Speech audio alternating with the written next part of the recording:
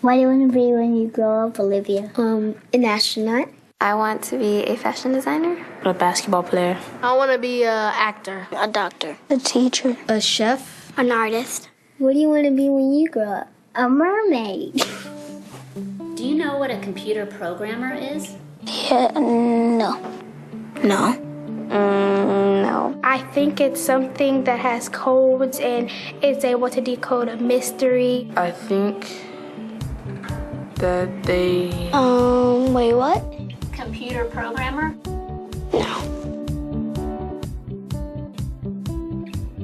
Nowadays, just about everything requires some form of programming. So, what is it?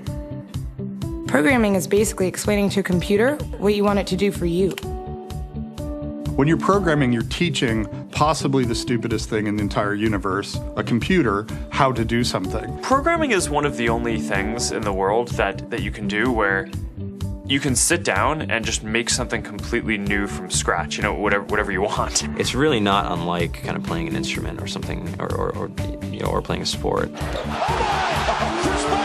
It starts out being very intimidating, but you kind of get the hang of it over time. Coding is something that can be learned, and I know it can be intimidating. A lot of things are intimidating, but what isn't? A lot of the coding that people do is actually fairly simple. It's more about the process of breaking down problems than, sort of coming up with complicated algorithms as people traditionally think about it. Well, if it's fairly simple, why aren't there more of us doing it?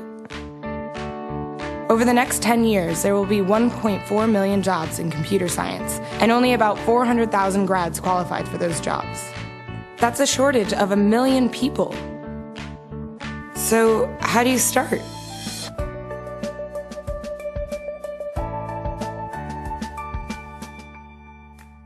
I was obsessed with maps when I was a kid, and cities specifically.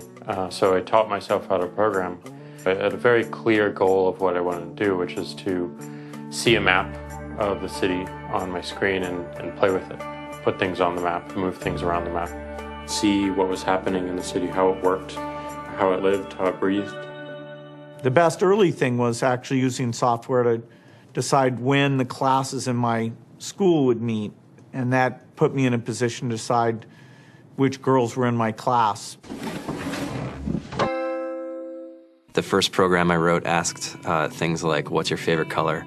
Or how old are you? I first learned how to make a green circle and a red square appear on the screen. The first time I actually had something come up and say, hello world, and I made a computer do that. It was just astonishing. When I finally learned a little bit of programming, that blank wall resolved into a bunch of doors, and you open them, and finally you start to open enough doors that the light comes in. And to me, a finished program is like a structure filled with light. All the corners are illuminated. You understand the structure of it.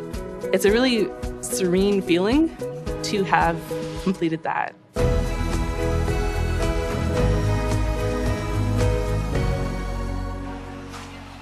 It took me some time to realize that creating things with your hands or creating code, creating programs, is just a different way to express creativity. I think right now there's a big emergence of the culture of making. People who make their own scarves and hats, people who write their own apps. Now it's just limited by your imagination and sort of what kinds of ideas what kind of understanding can you build into the computer so that it can do these things that were previously impossible.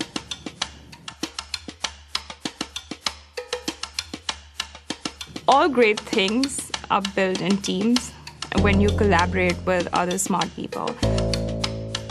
You're testing your ideas, you're stimulating each other. That's what makes us successful. It's not some flash of brilliance by somebody who then codes 24 hours a day for 3 weeks. It's what happened. The magic happens when we're all on the same page, collaborating and building something together.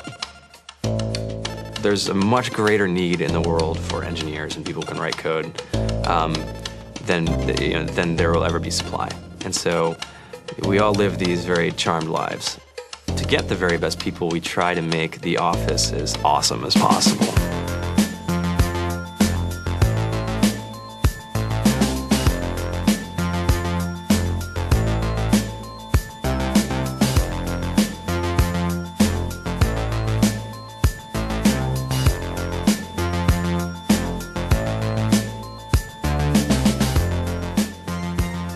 We have a fantastic chef, Free food, breakfast, lunch, and dinner.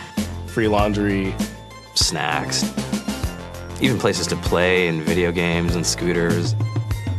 There's all these kind of interesting things around the office and places where people can play or relax or go to think or play music or be creative. I went on the Bureau of Labor Statistics for the United States, and there's about a third of the pie that's all the things you would expect. It's, they're working in the government, they're working in typical technology jobs. But then, like, the rest of the pie, and it was the majority of the pie, just split down into these little teeny slices of every industry imaginable. And what it is, computers are everywhere. You want to work in agriculture? Do you want to work in entertainment? Do you want to work in manufacturing? It's just all over.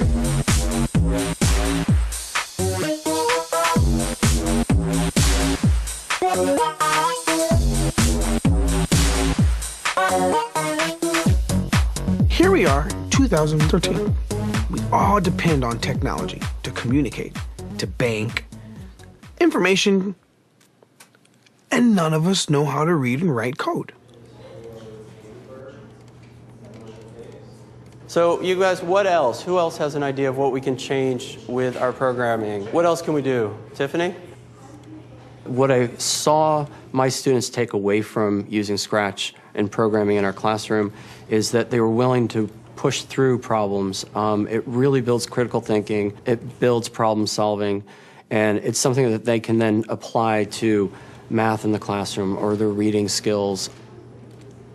We integrated science with this programming, and I saw my scores go up 30%. When I was in school, I was in this after-school group called the Whiz Kids. And when people found out, they laughed at me and, all these things. And I'm like, man, I don't care. I think it's cool. And, I'm learning a lot. And some of my friends have jobs. It's important for these kids. It should be mandatory to be a citizen on this planet, to read and write code.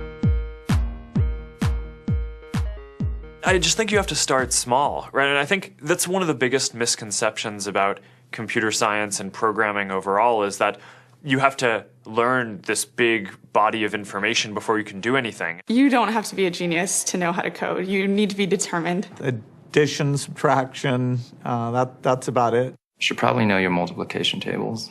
You don't have to be a genius to code. Do you have to be a genius to read? Do you have to be a genius to do math? No? No? I think if someone had told me that software is really about humanity, that it's really about helping people by using computer technology, it would have changed my outlook a lot earlier. Whether you're trying to make a lot of money or whether you just want to change the world, computer programming is an incredibly empowering skill to learn. To be able to actually come up with an idea and then see it in your hands and then be able to press a button and have it be in millions of people's hands. I think we're the first generation in the world that's really ever had that kind of experience. The programmers of tomorrow are the wizards of the future. You're going to look like you have magic powers compared to everybody else. I think it's amazing. I think it's the closest thing we have to a superpower. Great coders are today's rock stars. That's it.